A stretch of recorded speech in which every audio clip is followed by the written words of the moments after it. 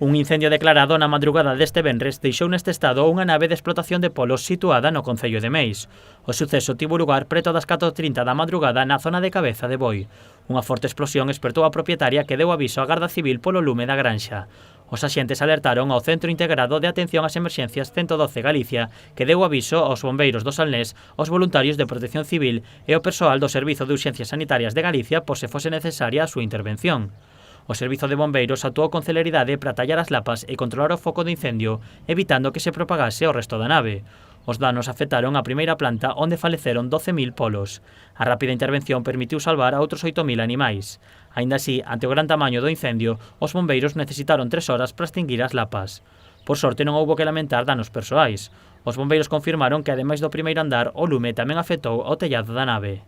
A Garda Civil abriu unha investigación para esclarecer as causas do lume. As primeiras hipóteses indican que un cortocircuito puido ser a orixe do fogo.